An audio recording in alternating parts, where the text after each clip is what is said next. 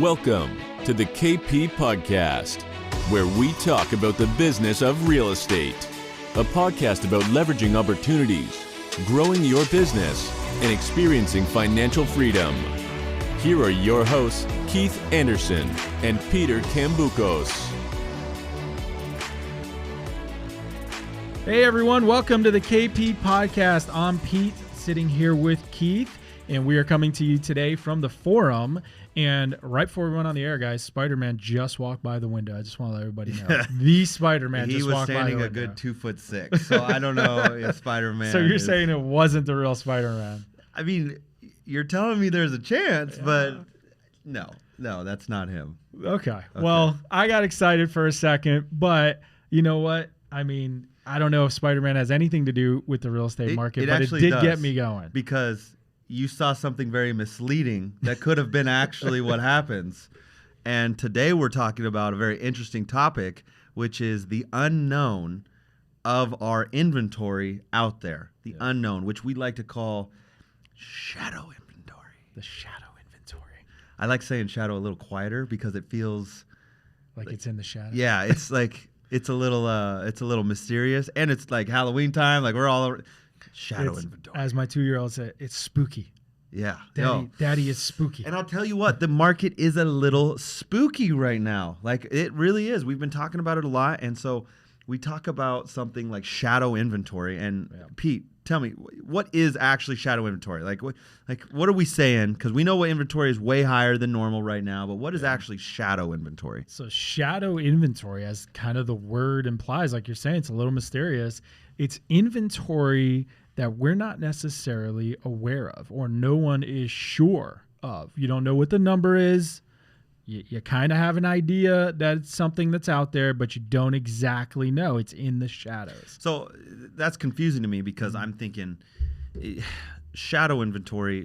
How do we not know what's available? Because like we know how many houses have been built, permitted wise, and tax records in Maricopa. Yeah, we know how many properties there are. Yeah. That's an exact number. It changes regularly, but we know how many permits are being built or are being pulled, and we know exactly how many registered tax ID single family houses are in Maricopa, correct? Right.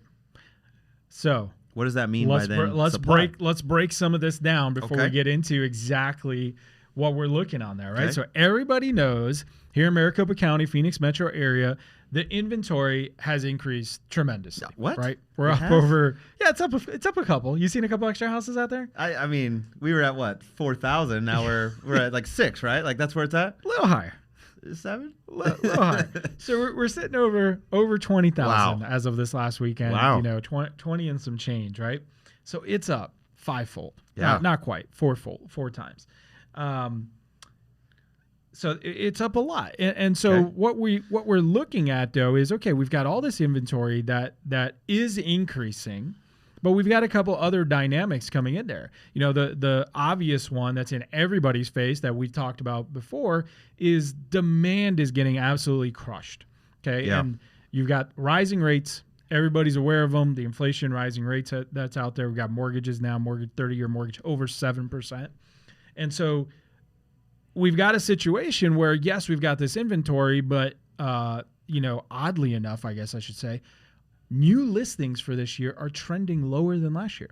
And so what we've got, before we kind of get into the shadow inventory, is we've got demand so low that even though fewer houses are coming to market overall than they did last year, we've had demand go up 4 times. Mm-hmm. Okay, this is what everyone's aware of. This is the part that's out there. Now we get to today's topic. What about what we don't know about? And that's the shadow inventory. And what we're talking about here is something that we've touched on briefly before in this podcast, and that's the short-term rental market. My favorite. The Airbnbs, the VRBOs, the short-term rentals, right? That was pretty popular, I would say, over the last couple of years here with the pandemic, especially in our market. And there was a lot of people that picked those up, and they've been doing very well. But now that things are changing, the economy's slowing down, rates are up, maybe there's a lot more competition. We're starting to hear some of these anecdotal stories that some of these folks that have these short-term rentals are putting them on the market. They're either going to long-term rentals or they're trying to sell them. And the point is, when we say shadow inventory, is Keith, how many short-term rentals do we have in Maricopa County? 187. 187. Or did you just make that number up? Yes. Okay. No, I think it's a very interesting thought because there's only a couple things at our market for the real estate side of things that if stuff shifts on a dime, that things can be moved quickly, right? So we talk about vacant properties can be moved fairly quick, or at least listed quickly. They might not actually sell, but they could be immediately put to market. Yep. Long-term tenants, they can, but there's a lot more moving parts. And if they're covering their debt, they're less likely to immediately shift onto market. And it's really hard to sell something with a tenant in it because an investor is not going to be buying it with a tenant in it if they're desperate to sell the house. And frankly, look, we talk to a lot of these investors. They don't want to sell. They've got low rates. They're cash flowing. They're going to let it ride. If they sell, they've got capital gains or they've got to go buy something out, in a high rate environment. They have no reason to sell. So the vast majority are not looking to sell. So they're out. Primary residents, they're not selling because then they have to go buy somewhere else. So in all reality, they don't want to increase their mortgage by $2,000 a month or whatever it is. Gets back to those locked in people. Yeah, they're locked in. About. So there's really only 2 boxes that can just immediately go to inventory. And one of them we know, for the most part, we can track vacant properties because those are registered typically as vacant over a certain amount of time. Like there's a lot of good analytics out there to find the amount of vacant second properties that are out there. So really we're left with second homes and Airbnbs are really the only, shadowish, like we don't know. And on a dime, if every one of those properties came to market, let's say travel was shut down again, or people just stopped traveling because of the recession and where the market's at, that's more realistic of everybody's saving money, we're in a depression, no more travel, because that's the first thing that goes is voluntary travel. Yeah, or like you just said, an economic slowdown where the owners of these go, I was making money, now I'm not making money, or I lost my job, or you know what, just get that thing off my books. I need some extra cash. I need cash. I'm not comfortable having it there. We used to book out 20 nights a month. Now I'm lucky if we're booking out 5 to 7 nights a month. Just get rid of it. And so it's exactly it. That is one, like you said, there's no long-term tenants in there, and it's not their primary. So those second homes and these short-term rentals are the biggest thing where we don't know, and frankly, it's been something that people have been trying to figure out for years. We don't know how many are out there. So let's try and think through it, because this is what we were talking a little bit off air, and we're trying to figure out, okay, how do we? Because it doesn't matter how smart you are. It really doesn't. Everybody has their own opinion of it. The only person that might know is if Airbnb, VRBO, and Booking.com all came together and said, hey, guys, what's our inventory look like? Right. And they're not selling that data. They don't want it out there. They're not sharing it. And it would give you a good idea, but it still wouldn't give you the full picture, because then you've got people that do it on their own. You've got second homes. Vacasas and second homes. And so we have all this stuff. So we start to think about, okay, what is it? Is it 5%? Is it 1%? Is it irrelevant? Because that's the other thought. Could be irrelevant. Could be 1% of our market. It's going to barely move the needle if every single Airbnb goes up and so forth. But my hunch says it's way higher than that, because a lot of the investors that were doing long-term, when fads come into play, I've seen more and more available out there. And why only make a couple $100 a month on a property when you can make $2,000 extra a month for a while? Yep. That's really shiny toy. It really starts to look like something you want to do, and that could be a shift over the last 3 years. And you've got you've got investors there, some of them who were smart about it and said, okay, look, I can turn this into a long-term rental and the numbers still work. But maybe people that bought over the last year and they bought at higher prices, thinking that they could short-term it and make it work. This will work as a short-term. Well, maybe now the short-term has really slowed and it doesn't work as a long-term rental, and so they're selling. They have to. They'll be underwater. Right. So if that's the case, then could it be as high as 10%? That's a big number. 10% of typically around how many houses are in our market as a whole for single family? Do we have an idea exactly what it is? We do. I don't have that number in front of me as far as how many single families we've got in Maricopa, but I mean, look at what the average sales or inventory that we've got, and let's assume that we got 20,000 houses currently on the market. 20,000, yeah. So I mean, let's say we're selling 150,000 homes a year, and so if you've got, like you said, 10%, that's another 15,000 of that number. That would be if everything came to market, right? Yeah. So, and it might be even higher than that if the actual inventory was there. So let's say overnight if 10,000 houses, let's just use a little more of a safer number, right? What if 10,000 houses came to market within 60 days, more than what we have naturally selling? That'd be a big deal. That would take our inventory from 20K to 30K rolling, which would shove us in a massive oversupply of what we have compared to what we've been. And it's no longer a standard market or even a little buyer's market edge.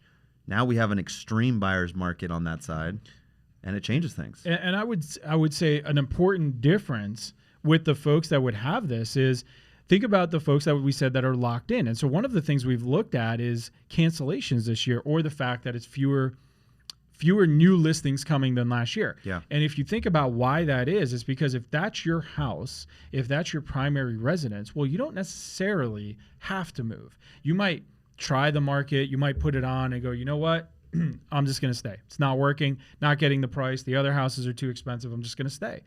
Well, these folks don't have that choice. It's empty. Yeah. And if they're putting it on there, they're more of those. I wouldn't necessarily call them forced sellers. In some cases they might be, but they're sure are motivated because that's a house that's empty and it's not their primary residence. So there's motivation to sell that house because it's costing them money at that point. And so that is absolutely where you could get those prices starting to come down, and that increase in inventory that really starts hurting those prices. Yeah, and if you had all those houses come to market, that also is kind of weird as well. And I'm going to give you another side point that you might not think about. So let's say Airbnb does tank, right? Every one of those houses are furnished, Pete. Yeah. Something that people don't really think about. Could it be possible that the expectation of a listing could change in a weird cycle of our market if 25% of the inventory on the marketplace is furnished?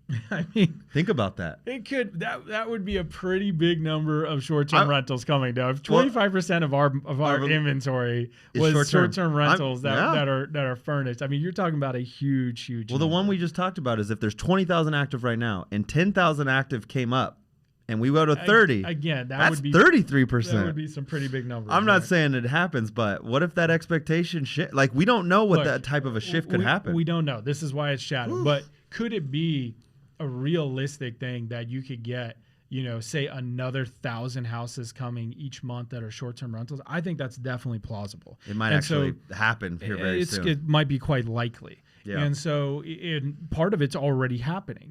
We already know, like we talked about, that people are doing this. What we're saying is that might just be the tip of the iceberg right now. So you might just start seeing some of these people do it, and that might be growing. Mm-hmm. And so what's this going to do? Not only the sales, but I think the other thing is people that have owned these for a little while, or maybe have those lower rates on them, they're going to look to short or to long-term rentals first.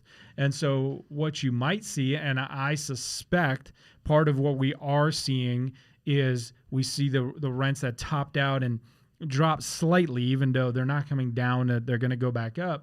I think part of that is because you are getting more of these coming to that long-term rental market. Yeah. They're turning them to long-term rentals. And so you're going to have a little bit of a bump in supply there for a little while, and they're going to have to work their way through that. As those prices stabilize there, because they're not all going to sell. I mean, you've got whatever that number is. Let's say you've got 50,000 homes in Maricopa that are short-term rentals, just to throw a number out. I mean, first of all, a good number of those are going to stay. So let's just say 30,000 say, I'm keeping it. I'm good. I'm making money. 10,000 of them say we're going to go to long-term rentals, and 10,000 say sell now. So you're going to have these, and that's why I say maybe it's 1,000 a month that are coming to market, but you're also going to have it on the rental side. You're also going to have all of a sudden a bunch of homes that are available for long-term rentals that wasn't there 6 months ago. Yeah. No, I think it's very interesting, and as if you have more and more inventory, it's going to discourage new listings more and more. So the people that are looking to do that shift, why would you go and fight in that marketplace if you're like, man, I don't want to be one of 30 listings. I'm going to have to list it way lower if I want to sell. So what's the point? There's going to start to be this battle that people are going to see, and it's going to discourage more and more, just lateral movers in our marketplace. Absolutely. I think one thing to keep in mind out there as we're talking about this is, we talked about the thing that everybody knows. You see these high mortgage rates, right? They're up over 7%. Let's remember what high mortgage rates does to the supply. And it's just what you touched on, Keith. People don't think about this. They go, oh, mortgage rates are high, prices are going to come down. Mortgage rates are high, we're going to have all of this oversupply because no one can buy. What it really also does is constrain supply, because what you have is not only are the owners that have these low mortgages that are locked into their houses, so they're not listing their house, but it also prevents builders from building. They can't get those permits and those loans because they're expensive. They're expensive. They're backing out. They're saying, look, our buyers can't do this. We're not willing to take the risk. High interest rate environments, and this is exactly what we're seeing right now, causes builders to pull back. And so the only way you really grow your supply is with new construction. Those are new houses. Existing homes are just sales. We didn't create new inventory with existing homes. They were already there.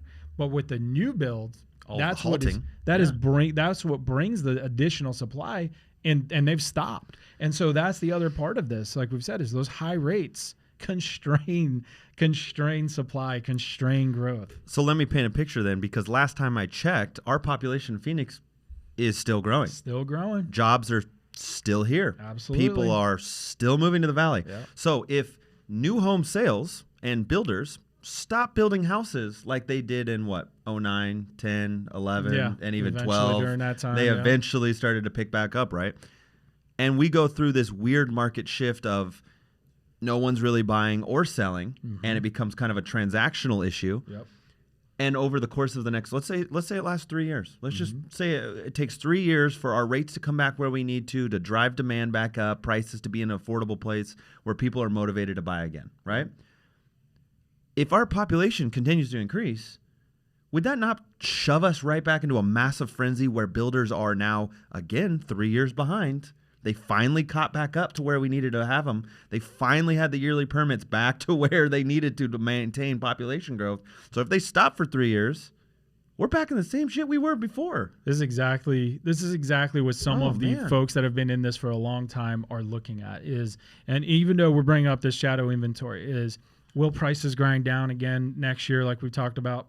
Yeah, most likely. Of course they are. Is the inventory going to continue to grow? Yep. But it's this thing of, are you trying to time it over this next year? You might get some opportunities in there, but if we look 5 years out, if we look 10 years out, take all of the little nuances out, all of the little, did the rates go up? Did the prices go up or down? Who cares? Here's the things that we know are happening is exactly what you just said. 5 years from now, 10 years from now, the population in the United States, and particularly we're talking about in our market because they're not moving everywhere, but the areas that it's growing, like the Phoenix Metro, we're going to have a lot more people here than we do now. And these people need to live somewhere. And the fact of the matter is we don't have enough places for them now because things are too expensive. You have people that are going in with roommates, staying with family, going to places they don't really want to be. They're making sacrifices, but they're still there. It's like we talked about. It's like you can't sit the housing market out. You've got to live somewhere. And so when you take that longer term view, will we have bumps, blips, things come down? Absolutely. But the things we can't stop, the demographics, the population growth, and the supply of housing. The true supply of houses, the actual properties available, not the ones for sale. I think that's the thing. When not we say our supply, MLS, right. There's two different supplies here. There's the supply that's actually available for us to purchase right now. They're active on the market. And then there's the true housing actual supply, which is what's actually built out there. And I think you got to separate those two in the thought of, guys, there might be 20,000 active houses for sale right now. But what happens when everybody rushes back into the market when the rates drop and our demand goes to, our supply goes to like 1,500 again? Like, what if we got that low and we actually break our just broken records of supply again because there's no houses being built again? Because remember how one of the things we said at the beginning, demand, right? So go back to what we said. If we've actually got fewer new listings coming to market, but inventory keeps going, what does that tell us? It tells us demand is absolutely destroyed right now. And so the same way we're now talking about shadow demand, we've talked about before, and I have a feeling in the next year or two, we'll be discussing this again. There is being built up so much shadow, what do you call it? Demand on the side. Sorry, I lost my train of thought for a second. People want to buy, they can't. They want to buy and they can't. So the moment, like you said, when they can, there is going to be another rush because these people didn't go away. They still exist, and there's more people coming. And so, yes, that continues to build up under the surface. They can't afford it. They can't do it now, but at some point they will, and they're coming back out. So what I think about is, okay, if that happens, and we're at 20,000 active listings, can that number be cut in half in 60 days? Well, that'd be pretty crazy if it was cut in half in 60 days. If you're asking me if it could be cut in half over a period of time, absolutely. I'm just saying, let's say rates go back. Let's say like the fire, like we've grinded down for a year and a half. And here's why I would say no. Because in order for that to happen that quick, you're looking at a massive drop in rates quickly. Yep. And if you've got a massive drop in rates quickly, that means the economy's gone to crap. So you're going to have people. Hey now, Pete, because, that could happen. It could happen, but you're going to then have people that are losing jobs and not necessarily in a position to buy. And so, if we've had a massive, quick drop in rates, that means, like I always say, careful what you wish for, because that means something horrible happened. Because I'm just looking at it as like, okay, you give it a year of grind down, because affordability is the big issue right now with demand, more than rates. Like, it's not that they don't want to pay the price for the houses, or even that they want to pay the price for the rate. The problem is their mortgage is what they don't want to pay. Like at the in between, it's combining both of those. We just had a year of 30% appreciation, and rates quadrupled basically on us in a weird way. Yep. So that together is what makes the impact. So if we have a slow grind for a year and a half, let's say, and prices slowly, let's say the prices drop 20% over a year and a half, which could happen, but we just gained 30%. So really it just put us back a year. Yeah, in essence. Not even. We'd still be profitable from a year ago if you really think about it in that way. But then rates shift on top of it. What that does is now we have an affordability positive atmosphere again. Now people can afford the houses again. So it'll be interesting to see, guys. We wanted to chat today about shadow inventory for the mindset of what could be coming that we're not aware of, because everybody's talking about what can be seen. What can't be seen? We're coming into the Halloween season. You're going to be out there trick-or-treating. You don't want to see that spooky ghost come up and scare the crap out of you, right? Like, I want to see superheroes sitting on the doorstep in proper lighting. I don't want to get scared out of my pants here. So think about the shadow stuff in our marketplace. What are the things in our inventory and our market we just physically aren't paying attention to, or we can't see because there's no good data? Airbnb inventory, short-term rental inventory is one of those things. Yep, absolutely, guys. So hopefully this brings something to light out of the shadows for you guys, give you guys a little more perspective on what we're looking out there. Like I said, don't just look at, like he said, everything you can see. You got to think about what other pieces are out there that we're not seeing right now. All right, guys, we will see you guys in a couple weeks. Remember to follow us on the KP podcast and all our the KP Elite channels. We look forward to our next message to you guys here soon. See you guys.